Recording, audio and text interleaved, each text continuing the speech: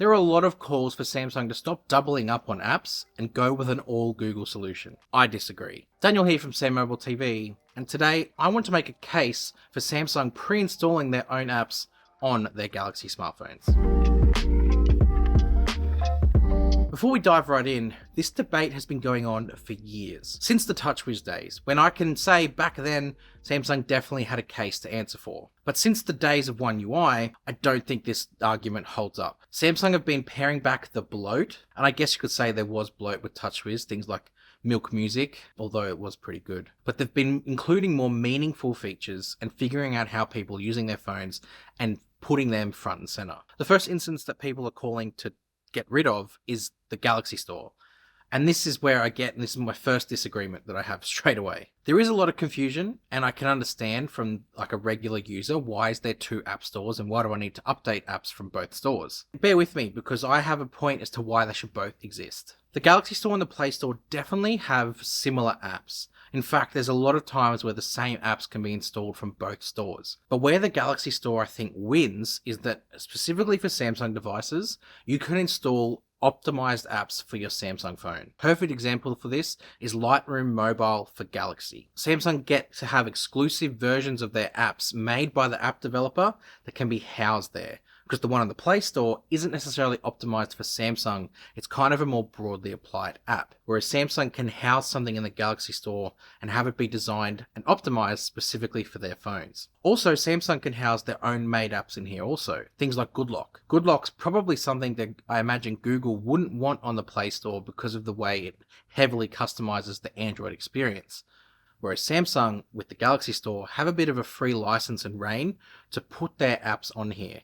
And I appreciate that because without Goodlock, I think Samsung loses a bit of their edge in One UI because it's like a sort of a training ground for new features that eventually can make their way to the full experience. Another instance I've seen debate around is Samsung Gallery. Google Photos does come stock standard on all Android phones, including Samsung phones. And there is a case about Google Photos being cross-platform. I get that. But when you look at the Gallery UI and the way you can use it, Samsung have nailed the experience. It's got a very simple to use album format. And even as time goes on, Samsung iterate that more by allowing you to hide albums and put them in an area where they're not cluttering up your look and your feel of the UI. It's tightly integrated with Samsung's camera features, so things like motion photo work really well. It displays the single takes in the right way. You've got the ability for it to recognize dual recording, particularly when it comes to the new features that they are bringing out at the same time. Samsung also have a partnership with Microsoft in here where you can actually sync it with OneDrive across all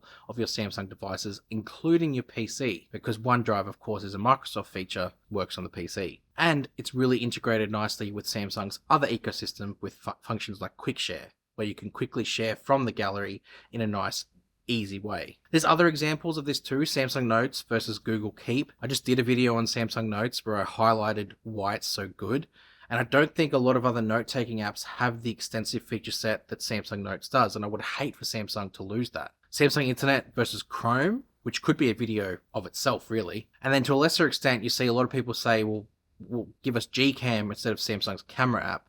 But again, you lose a lot of functionality that Samsung work hard to bring you. But then there were Samsung services, which kind of get drawn into this conversation as well. Quick Share versus Nearby Share was a pretty long-standing argument, with a lot of people knowing Quick Share was the superior version. And look what happened. Samsung won out. Quick Share absorbed Nearby Share into it, and it became one experience across all of the devices.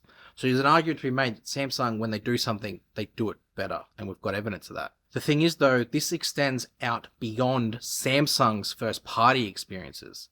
You can apply this to third-party brands and services as well. Samsung have got multiple brand partnerships, where instead of developing their own service, they link up with other brands that are already doing it and bring it into the Samsung experience. Spotify, for example, comes pre-installed on Samsung phones.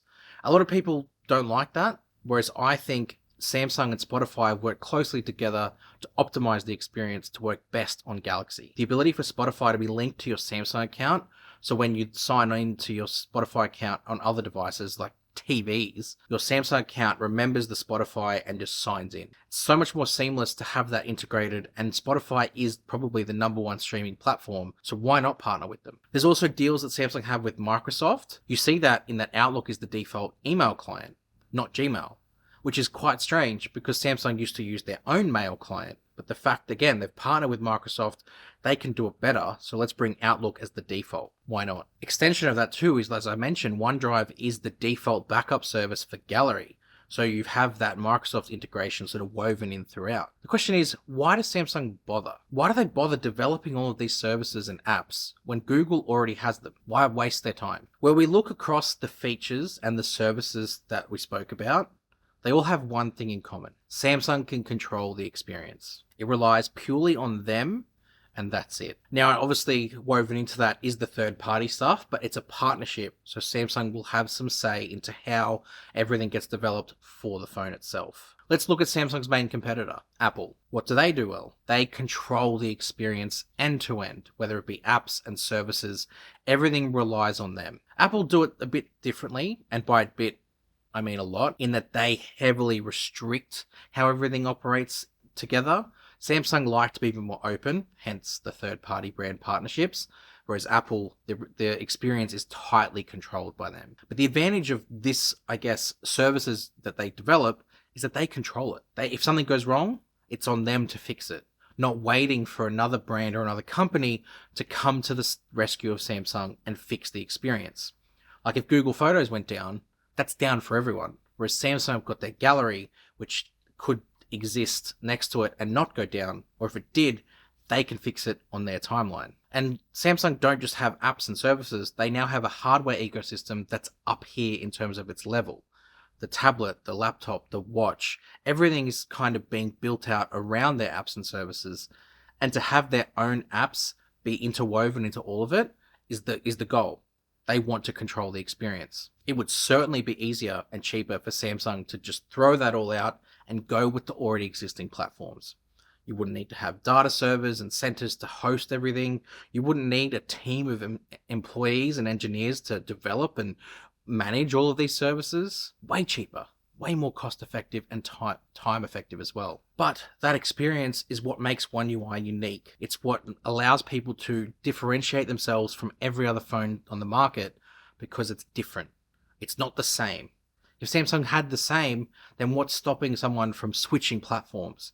Not that it's hard to switch platforms because it's all Android, but you want to have some loyalty to the services and the feature set and hope that that keeps the customer in. Let me know what you think about this, because for me, I'm firmly on the side of Samsung developing their own stuff. I think it's the right move. Longer term, it keeps the customers in because they identify that feature with a Samsung phone instead of just being, oh, I can get that same experience over here, so why would I stay? It's not locking people in because they still have choice within the platform. It's just ensuring that if they choose to use Samsung services, they can get a better experience on their Samsung phone. No surprise I'm on that side, really. I'm wearing a SamMobile shirt, so of course I am. But let me know what you think. While you're down in the comments, make sure you hit subscribe to SamMobile TV. If you're watching on a computer, go check out our website, sammobile.com. Just open up another browser tab, very easy. And then come and find us on all of our social platforms. We're everywhere. See you in the next one. Thanks.